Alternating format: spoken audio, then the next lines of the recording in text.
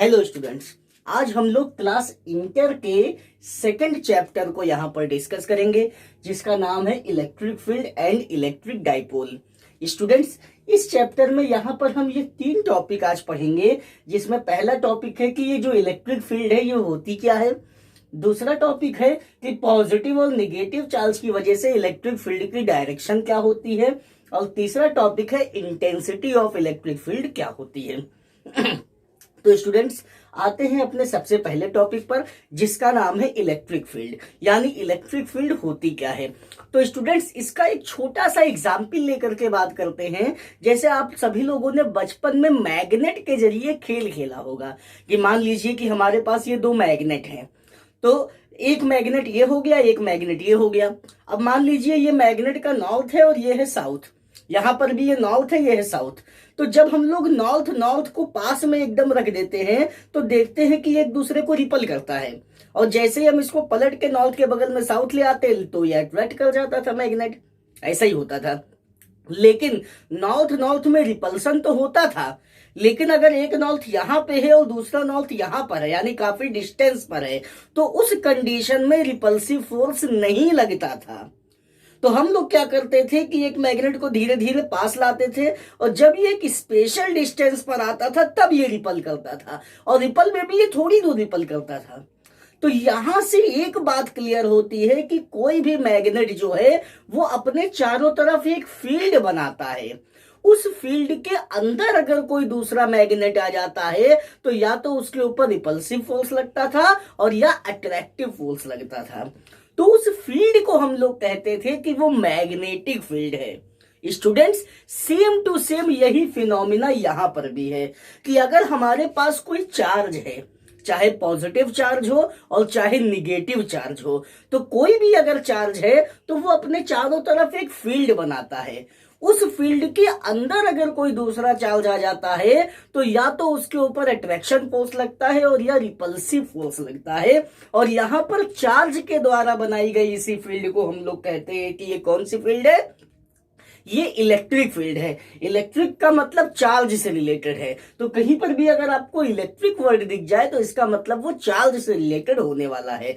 तो electric field का मतलब किसी चार्ज के चारों तरफ की वो फील्ड जिसमें कोई दूसरा चार्ज इलेक्ट्रिक फोर्स को एक्सपीरियंस करता है, तो उस फील्ड को हम लोग कहते हैं स्टूडेंट्स की वो कौन सी फील्ड है, वो इलेक्ट्रिक फील्ड है। अब जरा इस इलेक्ट्रिक फील्ड की डायरेक्शन पर आते हैं कि पॉजिटिव और निगेटिव चार्ज की वजह से इलेक्ट्रिक फील्ड की डायरेक्शन क्या होती है। तो देखिए, यहां पर हमने बना लिया पॉजिटिव चार्ज, लिख लिया प्लस क्यू, और इसके बगल में ही हमने बना लिया निगेटिव चार्ज और लिख लिया माइनस क्यू। अब स्टूडेंट्स, आपको एक बात जरा सोचनी है कि कोई भी एटम पॉजिटिव चार्ज कब बनता है, जब वो अपने आउटर मोस्ट सेल से इलेक्ट्रॉन को बाहर निकाल देता है ऑक्टेट को कंप्लीट करने के लिए। तो पॉजिटिव चार्ज का मतलब इलेक्ट्रॉन बाहर निकल गया है, और इलेक्ट्रॉन बाहर निकल गया है इसका मतलब पॉजिटिव चार्ज की वजह से जो इलेक्ट्रिक फील्ड की डायरेक्शन होती है वो हमेशा चार्ज से बाहर की तरफ होती है। तो यहां पर यह बात आपको समझनी है कि पॉजिटिव चार्ज की वजह से जो इलेक्ट्रिक फील्ड की डायरेक्शन होगी वो हमेशा चार्ज से कहां की तरफ होती है स्टूडेंट्स, बाहर की तरफ। क्यों? क्योंकि कोई भी एटम पॉजिटिव चार्ज तब बनाएगा जब वो इलेक्ट्रॉन को बाहर निकाल देगा। अब अगर बात करें निगेटिव चार्ज की, तो कोई भी एटम निगेटिव चार्ज कब बनता है, जब वो इलेक्ट्रॉन को एक्सेप्ट करता है। एक्सेप्ट करने का मतलब अपनी तरफ खींचना। तो इसका मतलब जो इलेक्ट्रिक फील्ड की डायरेक्शन है निगेटिव चार्ज की वजह से वो होती है टुवर्ड्स द चार्ज, यानी चार्ज की तरफ होती है। तो स्टूडेंट्स, उम्मीद है कि ये दोनों टॉपिक आपको अच्छी तरीके से समझ में आ गए हैं कि इलेक्ट्रिक फील्ड क्या होता है, और पॉजिटिव चार्ज की वजह से इलेक्ट्रिक फील्ड की डायरेक्शन हमेशा बाहर की तरफ, और निगेटिव चार्ज की वजह से इलेक्ट्रिक फील्ड की डायरेक्शन हमेशा चार्ज की तरफ क्यों होती है। अब आते हैं इंटेंसिटी ऑफ इलेक्ट्रिक फील्ड पर। तो इंटेंसिटी का स्टूडेंट्स मतलब होता है तेजी। ठीक है, अब यहां तेजी का क्या मतलब है, तो तेजी का मतलब यह है कि जैसे ये मान लीजिए कि एक फील्ड बन गई है इस चार्ज की वजह से, इस फील्ड के अंदर अगर कोई दूसरा चार्ज आ जाएगा तो या तो ये चार्ज इसको रिपल कर देगा या अट्रैक्ट कर देगा। तो किसी चार्ज की इलेक्ट्रिक फील्ड के अंदर अगर कोई दूसरा चार्ज आ जाता है तो वो कितनी तेजी से रिपल या अट्रैक्ट किया जाता है, उसी तेजी को हम लोग कहते हैं स्टूडेंट्स कि ये इंटेंसिटी है या इलेक्ट्रिक फील्ड की इंटेंसिटी है। उसी तरीके से यहां पर भी देखिए ये एक फील्ड बन गई है, इस फील्ड के अंदर अगर कोई दूसरा चार्ज आएगा तो जितनी तेजी से ये रिपल या अट्रैक्ट किया जाएगा उसी को हम कहेंगे कि ये इस इलेक्ट्रिक फील्ड की क्या है, इंटेंसिटी है। स्टूडेंट्स, इलेक्ट्रिक फील्ड की इंटेंसिटी को इलेक्ट्रिक की वजह से हम लोग रिप्रेजेंट करते हैं ई से। ये भी इलेक्ट्रिक फील्ड है तो हमने रिप्रेजेंट कर लिया ई से। अब मान लिया कि इसके अंदर कोई चार्ज आ गया है, मान लिया कि ये एक चार्ज आ गया है क्यू, या जब भी हम लोग प्रैक्टिकल पर्पस से या एक्सपेरिमेंटल पर्पस से बात करते हैं तो वहां जिस चार्ज को हम लोग एंटर कराते हैं उसको हम लोग रिप्रेजेंट करते हैं स्टूडेंट्स क्यू नॉट से। क्यू नॉट को हम लोग कहते हैं टेस्ट चार्ज, क्यू लिख के उसके नीचे छोटा सा जीरो बना देते हैं, इसको कहते हैं क्यू नॉट यानी टेस्ट चार्ज। ठीक है, टेस्ट चार्ज जो है वो हमेशा होता है पॉजिटिव चार्ज और इसकी वैल्यू होती है 1। तो यानी ये एक्सपेरिमेंटल पर्पस के लिए यूज होता है, तो यहां जो फॉर्मूला आएगा वो टेस्ट चार्ज के टर्म में आएगा। लेकिन जब हम लोग न्यूमेरिकल सॉल्व करेंगे तो वहां पर क्यू नॉट की जगह हम लोग क्यू ही लिखेंगे, या अगर 2 क्यू है तो Q1 और Q2 लिख लेंगे। तो क्योंकि यहां पर तो देखिए डिफर हो गया ना दोनों, एक क्यू है एक क्यू नॉट है, तो अगर डिफर नहीं करेगा वहां पर तो एक को Q1 एक को Q2 लिख लेंगे। तो यहां पर ये टेस्ट चार्ज हो गया, आपको ध्यान रखना टेस्ट चार्ज होता है पॉजिटिव चार्ज। अब देखिए तो ये टेस्ट चार्ज इस इलेक्ट्रिक फील्ड के अंदर आ गया है जो कि r डिस्टेंस पर है। यहां पर भी हमने मान लिया कि यही जो टेस्ट चार्ज है अब की बार यहां पर ले आए हैं, यहां पर भी ये कितने डिस्टेंस पर आ रहा है स्टूडेंट्स, ये r डिस्टेंस पर आ रहा है। तो अब जितनी तेजी से ये, अब देखिए यहां पर ये क्या होगा, यहां पर ये रिपल होगा। क्यों? क्योंकि टेस्ट चार्ज पॉजिटिव चार्ज है और ये भी पॉजिटिव चार्ज है, तो ये इसको रिपल करेगा, तो रिपल्सिव फोर्स लगेगा। यहां पर क्या है कि ये निगेटिव चार्ज और ये पॉजिटिव चार्ज, तो यहां पर अट्रैक्टिव फोर्स लगेगा। तो जितनी तेजी से रिपल या अट्रैक्ट कर रहा है ये वाला चार्ज, उसी को हम लोग कहेंगे कि ये इलेक्ट्रिक फील्ड की इंटेंसिटी या तेजी है। अब ये इंटेंसिटी डिपेंड किसके ऊपर करती है? तो सबसे पहली चीज, इंटेंसिटी ऑफ इलेक्ट्रिक फील्ड को हम लोग रिप्रेजेंट करेंगे ई से। अब देखेंगे ये डिपेंड किसके ऊपर करना है। तो सबसे पहली चीज सीधी सी बात है कि जितना ज्यादा फोर्स लग रहा होगा इस चार्ज के ऊपर उतनी ही तेजी से ये रिपल करेगा या ये अट्रैक्ट करेगा, यानी फोर्स ज्यादा तो तेजी ज्यादा है। ठीक है ना। अब जैसे मान लीजिए कि हम ये दरवाजा हमको खोलना है, गुस्से में अगर हम खोले और नॉर्मली खोले तो नॉर्मली अगर हम खोलेंगे तो ऐसे धीरे धीरे खोल दिया, वही गुस्से में खोला तो एकदम से, तो वहां पर इंटेंसिटी क्या है, ज्यादा है, क्योंकि हमने फोर्स ज्यादा लगा दिया है। तो यानी फोर्स ज्यादा तो इंटेंसिटी ज्यादा, यानी जो इलेक्ट्रिक फील्ड की इंटेंसिटी है ये फोर्स के डायरेक्टली प्रोपोर्शनल हो गई। अब दूसरी चीज है ये चार्ज। अगर इस चार्ज की वैल्यू ज्यादा हो गई तो ये उतनी ज्यादा तेजी से रिपल या अट्रैक्ट नहीं कर पाएगा। क्यों? क्योंकि यही वाला चार्ज तो देखिए इसको रिपल या अट्रैक्ट कर रहा है, और अगर इसी की वैल्यू ज्यादा हो जाए यानी ये भारी हो गया उस कंडीशन में, और भारी हो गया तो उतनी तेजी से ना तो ये रिपल करेगा और ना ही ये अट्रैक्ट करेगा। ठीक है ना। अब एक एग्जाम्पल के तौर पर समझिए कि एक हल्की सी इमेज है, हमको गुस्सा आया, अब हल्की सी इमेज है, गुस्सा आया, हमने लात मारा, वो अपना दूर जाके गिरी। और वही हल्की सी इमेज की जगह अगर भारी इमेज होती, हमको उतना ही गुस्सा आया होता, हम ऐसे लात मारते अपना पैर लेके बैठ जाते कि भैया चलो एक्सरे कराओ, पैर लग रहा है टूट गया। तो इसका मतलब क्या है कि अगर उधर वेट पड़ गया तो हमारी इंटेंसिटी कम हो गई, फिर उतनी तेजी से हम नहीं उसको धकेल पाएंगे। तो वही चीज यहां पर भी है कि अगर चार्ज ज्यादा तो इंटेंसिटी कम हो जाएगा, यानी जो इंटेंसिटी है स्टूडेंट्स ये इनवर्सली प्रोपोर्शनल होती है जो चार्ज एंटर किया जा रहा है। अब इन दोनों को कंबाइन करके हम एक फॉर्मूला बना लेते हैं फ्रॉम इक्वेशन 1 एंड 2। तो अब देखिएगा इधर ई दोनों में है एक बार, प्रोपोर्शनल दोनों में है एक बार, ये अलग अलग है, तो F अपॉन क्यू नॉट हो गया। फिर प्रोपोर्शनल का साइन हटाएंगे तो इज इक्वल टू का साइन कांस्टेंट K हो गया F अपॉन क्यू नॉट। यहां पर K की वैल्यू क्या हो जाएगी, हम सभी लोग जानते हैं 1 हो जाएगी। तो इस कंडीशन में जो इलेक्ट्रिक फील्ड इंटेंसिटी का फॉर्मूला है वो आ गया है F अपॉन क्यू नॉट।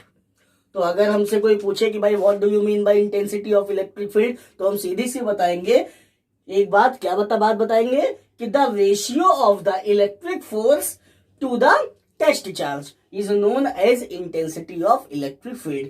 या टेस्ट चार्ज की जगह हम लोग कोई दूसरा चार्ज भी लिख सकते हैं, E is equal to F upon Q भी हम लोग लिख सकते हैं। न्यूमेरिकल में हम लोग यही वाला फॉर्मूला यूज करने वाले हैं, क्योंकि वहां पर टेस्ट चार्ज नहीं दिया होगा, वहां तो कोई भी चार्ज दिया हो सकता है, तो न्यूमेरिकल में हम लोग ये वाला यूज करेंगे। लेकिन अभी एक्सपेरिमेंटल पर्पस में बात कर रहे हैं तो हमने ये वाला फॉर्मूला लगा लिया है, क्योंकि हमने टेस्ट चार्ज को इंटर कराया था। तो अभी के लिए हम इसको थोड़ा सा निगलेक्ट करते हैं या भूल जाते हैं।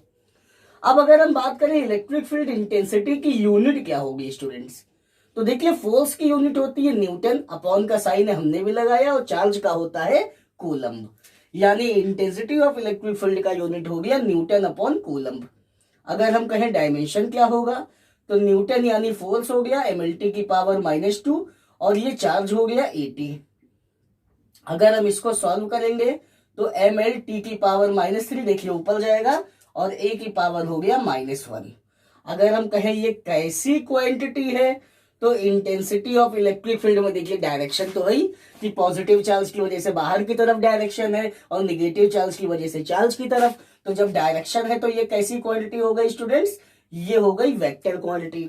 अब ये वेक्टर क्वांटिटी है तो इसका वेक्टर फॉर्म क्या होगा, तो वेक्टर फॉर्म लिखने के लिए जो जो वेक्टर क्वांटिटी उनके ऊपर तीर लगा देंगे। तो देखिए intensity of electric field, intensity यानी डायरेक्शन है तो ये वेक्टर क्वांटिटी, देखिए तीर लगाया।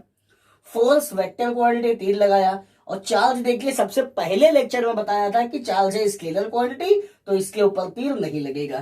तो ये हो गया स्टूडेंट्स वेक्टर फॉर्म।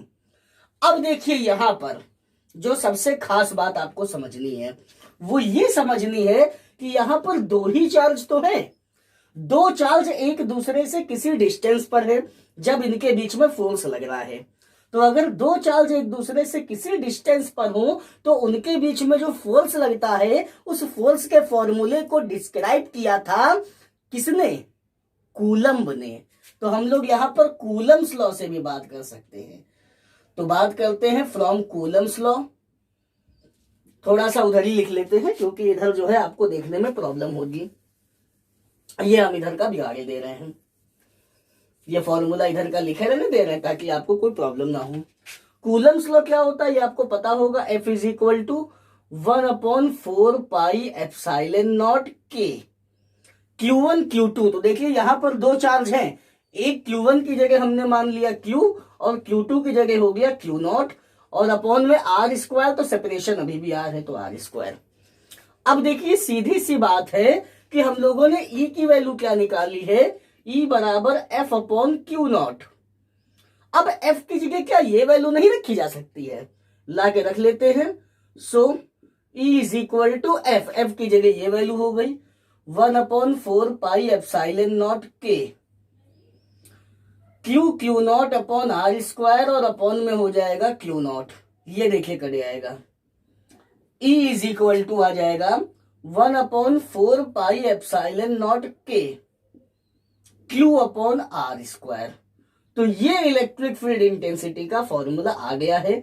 और अगर हम लोग बात करें एयर के लिए, यानी यहां पर लिख लेते हैं फॉर एयर, तो एयर के लिए डाइलेक्ट्रिक कांस्टेंट की वैल्यू आप सभी लोग जानते हैं 1 होती है, ला के रख लेंगे तो E इज इक्वल टू आ जाएगा 1/4 पाई एप्सिलॉन नॉट K की जगह 1 हो जाएगा Q अपॉन R²।